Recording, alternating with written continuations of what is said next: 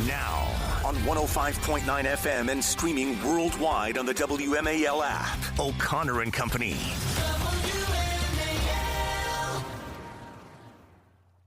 Well, good morning, everybody. It is 6:07 on News Talk 105.9 WMAL. We are making sense of the news.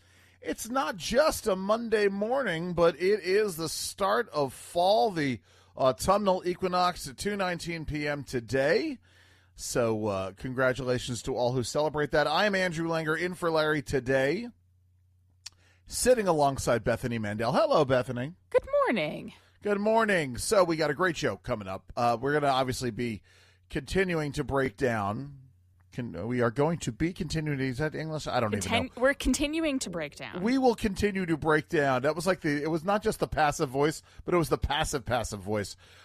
We are going to continue to break down the Charlie Kirk Memorial Service that happened yesterday in Arizona. We're going to be joined in this hour by Jacob Grossman, who is a Jewish University of Maryland student. Lots of anti-Semitic incidents, disturbing anti-Semitic incidents happening on the UMD campus in advance of the High Holy Days, the Jewish High Holy Days that are coming up on us. Also going to be joined in the next hour by Joe DeGeneva, and I'm going to ask him about this, Bethany. I mean, listen, I don't understand what they're getting at, what their constituency is that the Democrats are trying to serve. I mean, obviously, right? The Democrats are trying to outdo each other. We were talking in the last hour about Mamdani, and for whatever reason, the Democrats just embracing him, except for Chuck Schumer. The opposite coast, the other side of the country, equally as crazy. Gavin Newsom in a horse race against other Democrats to see who's going to be the tallest midget running for, can I say that? The tallest little person running for president on the Democratic ticket, again, trying to outdo each other. Gavin Newsom, the governor of California, signed a mask ban aimed at ICE, though the U.S. attorney says there's no that he has no jurisdiction. He doesn't have any jurisdiction to do this. California Governor Gavin Newsom signed a ban Saturday that prohibits all law enforcement officers except for the California Highway Patrol, because the one thing you want to make sure is that Ponch and John can wear their masks, which protects former Vice President Kamala Harris from wearing that's a weirdly buried item. I'm sorry. I read this and I stumbled over it. I was not aware that the California Highway Patrol is protecting former Vice President Kamala Harris. The measure is aimed at U.S. Immigration and Customs Enforcement officers. They don't like the fact that these ICE officers and other federal law enforcement officers are wearing masks because their families could potentially be targeted by the cartels and by Democratic terrorists. Your thoughts here, Bethany? Democrats' ability to be on the wrong side of 80-20 issues should be commended. Yes. For Newsom to do this on the heels of the most famous public assassination that was political in nature since MLK, JFK, that era, is remarkably tone deaf. Yeah. Let's endanger public servants who have run afoul of radical leftists by virtue of the fact that they're doing their jobs. Right. Yes. That I don't see how any thinking normal American could possibly support this move. Well, you know, Bethany. I mean, it would be one thing if we were having a problem with violence and violent reprisals on the part of the left. I mean, thank goodness that the left is so peaceful that we know nothing is going to happen with this. And with that in mind, by the way, you talk about somebody not reading the room here.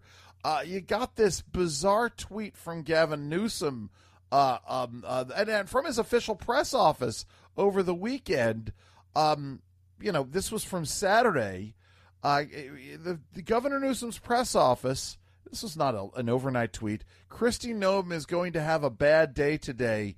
You're welcome, America. I mean, listen, it's like so many things wrong with this tweet, which is referring, we got a Secret Service referral on this. Kristi Noem is going to have a bad day today as he signs this thing. this idea that Gavin Newsom is this kind of macho viewpoint, and also, let's say, misogynistic. I mean, there's something vaguely misogynistic about the arrogance of this tweet, as though am I overstating this, Bethany? So that there's a certain degree of misogyny at work here. I mean, no, I don't think that you're overstating it. The person who's running Gavin Newsom's account desperately wants to be the person who runs Donald Trump's account. They're trying for that same vibe. And so, I mean, they view Donald Trump's appeal as misogyny. And so they're channeling what they perceive to be Donald Trump's popularity, like the reason, the raison d'être behind Donald I love that. Trump's. Thank you. Yeah, you're welcome. Behind Donald Trump's popularity. And they think that Americans are drawn to his misogyny. Therefore, let's replicate it.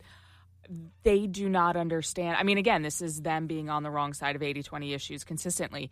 And it's because they do not understand Americans. They do not understand the appeal of Donald Trump to regular Americans. Right. And their attempts at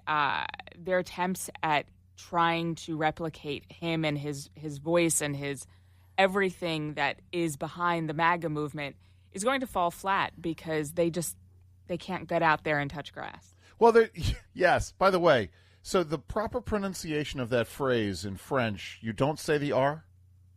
Raison d'être? All right, there you go. I don't know. I didn't take French. I was Russian and Spanish. I lived in Belgium, so my French is a Belgian accent. Oh, there you go. I love it. Listen, this is like me speaking Russian with a Czech accent, because my Russian professor was Czech. That's actually very funny you would say that. I mean, it's the interesting thing here is what's at work is you have a bunch of these beta men trying to act like alpha males, and it just comes off as mean misogyny. Yes. It is actually, it gets into the sort of the performative nature of the left, right? When you have this issue of trans men who are doing nothing but this gross caricature of what they think that a woman is. It's Gavin Newsom doing some kind of gross caricature of Donald Trump, and it doesn't work. I mean, at the end of the day, right, we know that there is – we all can see the difference between Donald Trump and, say, J.D. Vance. We know that J.D. Vance is going to not – he is going to continue the F around and find out mindset that's at work here, but he's going to do it in a slightly different way than Donald Trump because J.D. Vance is his own man. This is just – I mean, very weak beta male stuff. Eric Doherty on Twitter, quoting the U.S. attorney, "We have zero tolerance for direct or implicit threats against government officials. I've referred this matter to the Secret Service here." I mean, that's just crazy that they would go ahead and do this. Listen, we got so much more to get to, but right now it is 6:15 a.m. WMAL, making sense of the news. Live from the Home Paramount Pest Control Studios. Home Paramount, the leader in pest control since 1939.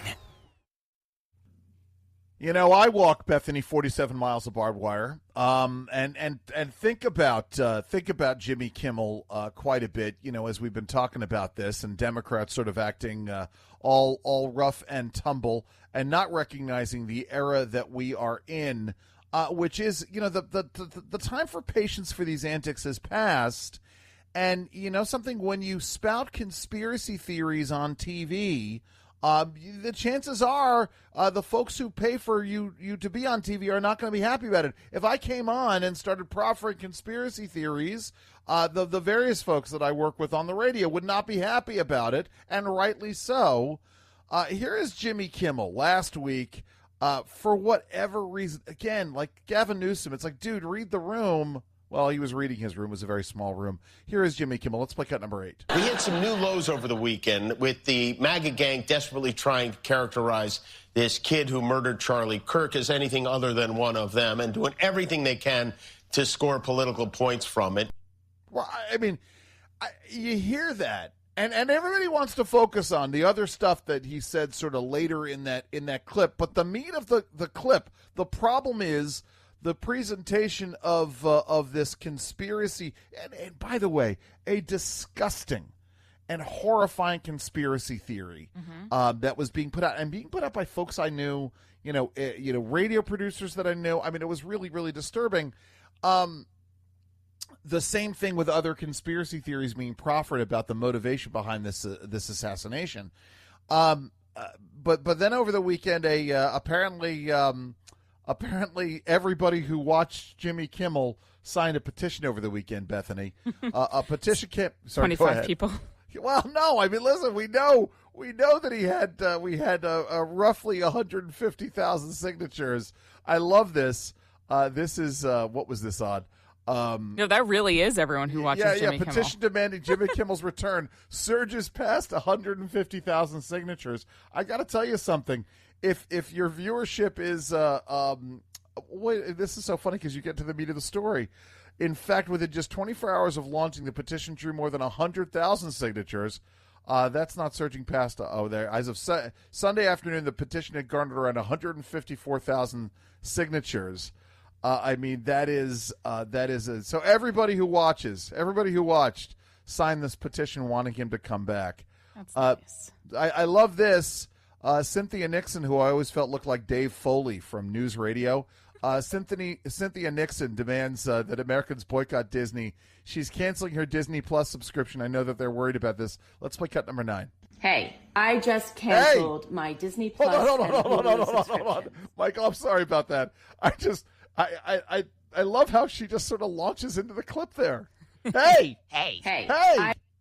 Watch my show, News Radio. Go ahead, play cut number 9. Hey, I just canceled my Disney Plus and Hulu subscriptions.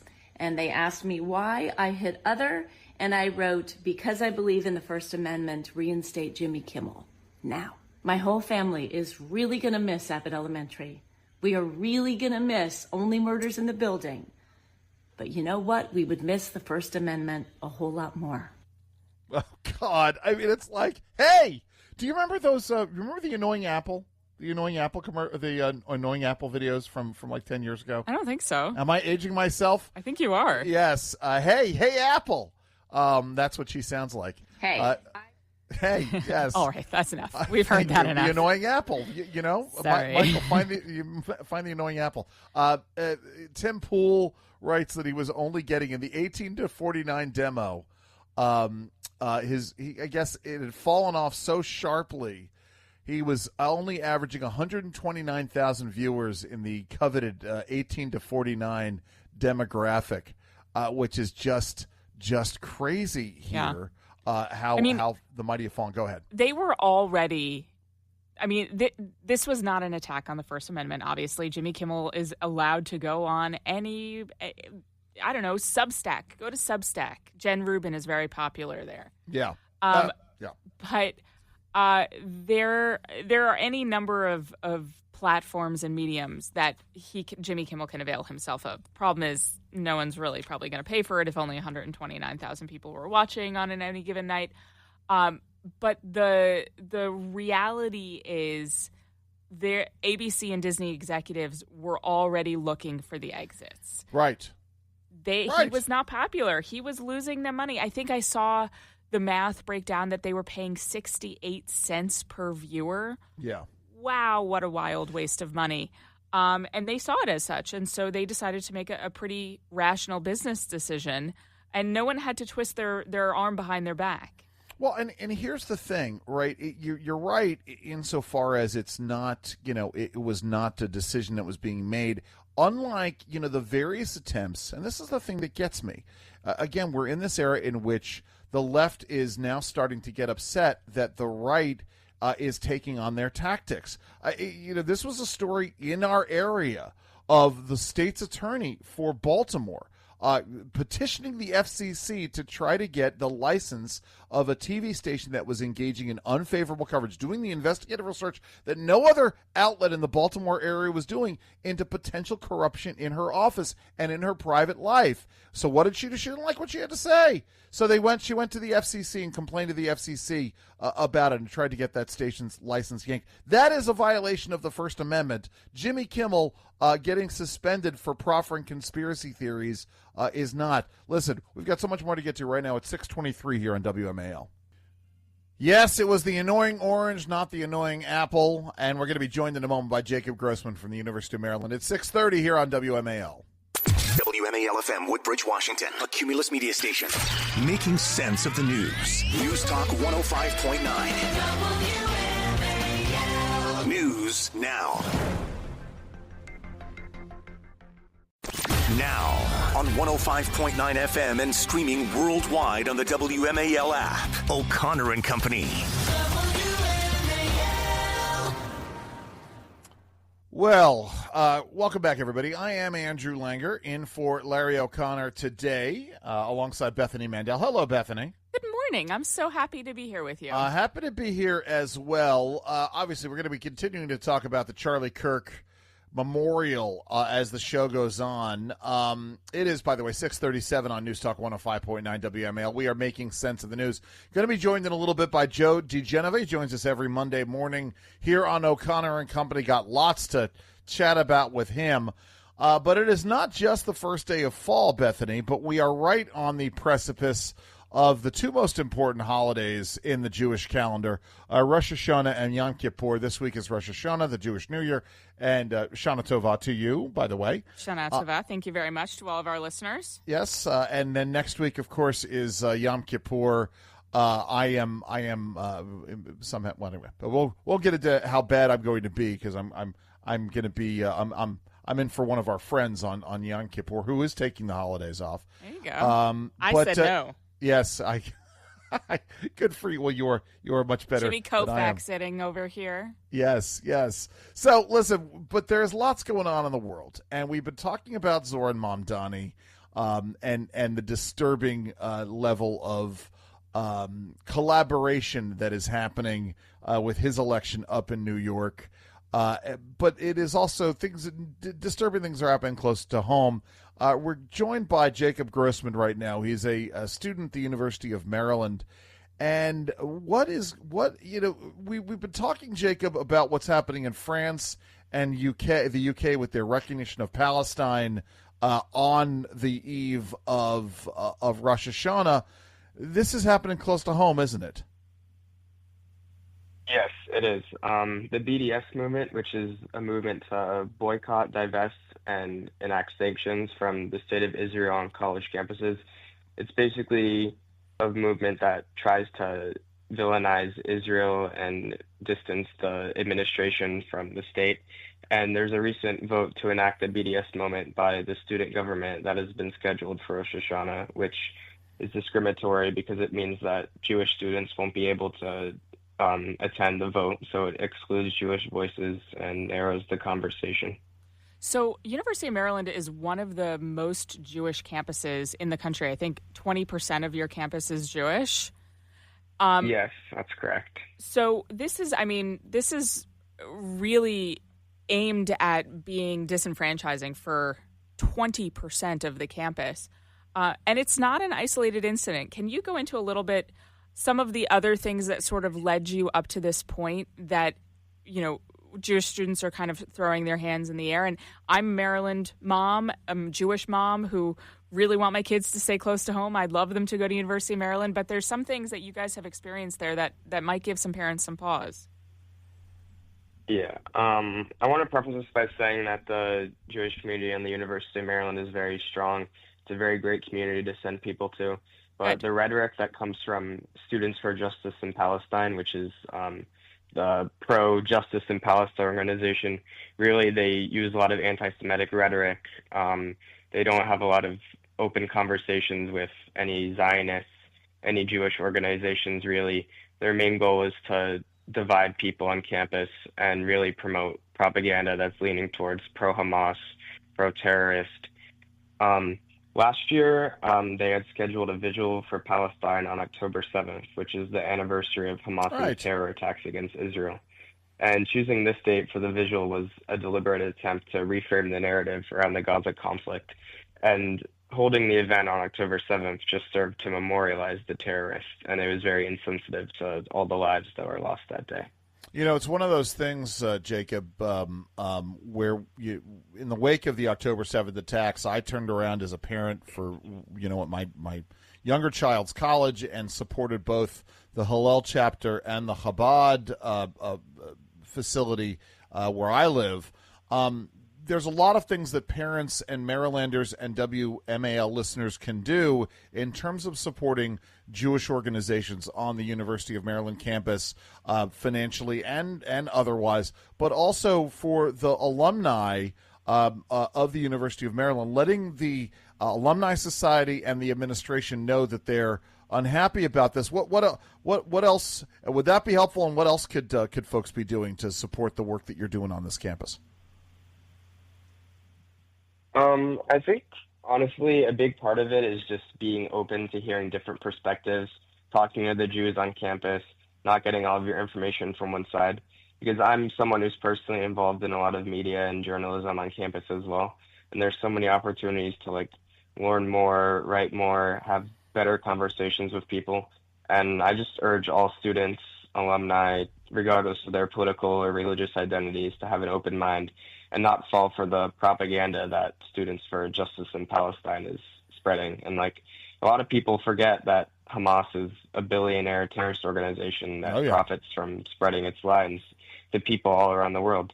And I think that Maryland, with its big Jewish community and big community of just journalists and government students as well, it should be a safe space on campus that people can have healthy debates without discrimination.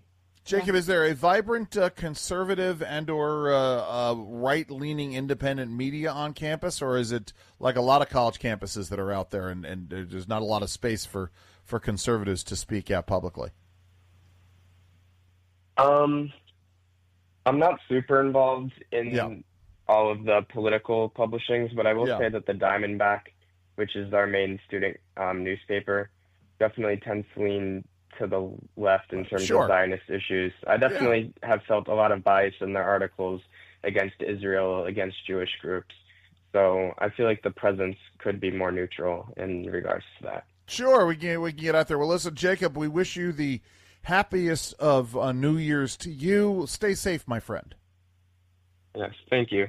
You're welcome. Jacob Grossman, he's a University of Maryland student. He's Jewish, talking about these incidents on campus. We've got so much more coming up. It's 6:44 on WMAL. WMAL's Vince Colonnese, weekdays at noon on 105.9 WMAL, making sense of the news.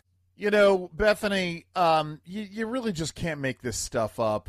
We all could have predicted that this was happening. The news over the weekend, and this is not a joke, by the way, guys. I know I once in a while say something and just try to be funny. This is not funny. This is very disturbing. The man who plotted to kill Justice Brett Kavanaugh has now come out as trans. Shocker of shockers. Bethany, I know you're not shocked by this. Let's go ahead and hear Jesse Waters talking about this. Let's pick up number 10. Fox News alert. The man who attempted to kill Brett Kavanaugh isn't a man. He's trans. New court documents reveal Nicholas Roski has changed his identity. He's now Sophie Roski. Filings show that Roski actually used female pronouns before trying to kill Kavanaugh. So here we have more trans terrorism. Sophie faces 30 years in prison and has already pled guilty. Just a matter of time until Kimmel says Sophie's MAGA. I have a news flash for our listeners. Here we go. News flash, news at 11. Mentally ill people are mentally ill. Right.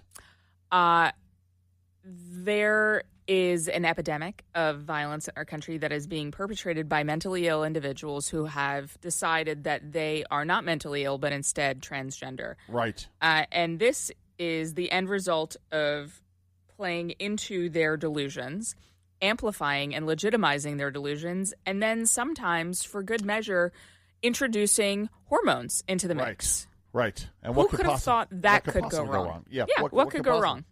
It's interesting because it does get into a lot of what, not that I need to make everything about the Charlie Kirk Memorial, But I am going to make this about the Charlie Kirk Memorial. I mean, you can very easily. The through line is right yes. there. But, it's not just about the assassin and the assassin's confusion, or the alleged assassin. I'm sorry to be really clear here. But it's also about the denial of reality on the part of the left in terms of what is plainly in front of their eyes, right? Getting back to what Jimmy Kimmel had to say. In terms of what was very clearly the motivation behind the Charlie Kirk assassination. Now you've got this person, Nicholas John Roski, who we're now the public defenders assigned to Roski's case indicated in a court filing that they will refer to their client with female pronouns out of respect, though Roski has not filed legally to change it. I mean, they are giving in and enabling this delusion, quote unquote, out of respect, and yet somehow we are the jerks, we are the insensitive people for not wanting to give in to their delusions. This is the problem, isn't it? Yeah, no, it absolutely is, and it endangers everyone. It endangers all of us. We are not well served by legitimizing these delusions and amplifying them. In the case of Brett Kavanaugh, thank God that he did not meet the same fate as Charlie Kirk. But this is a pattern of violence. Yes, absolutely. I mean, the thing. It comes down to is that he could have. And you think about the various. So listen, we don't know about the specifics of the Trump shooter's mental state and what and we don't know anything about. We don't know anything about that. But, I'm sure if he had been taken alive, that there would have been some discussion about his sexual confusion in all of this, because this seems to be where it all comes down at the end of the day. This is the latest thing, as you pointed out, and rightly so, right? We have this issue of mental illness, and the latest flavor of this is to blame the mental illness on supposed gender dysphoria. We've got more to come here. It's 6:52 here on O'Connor and Company, WMAL.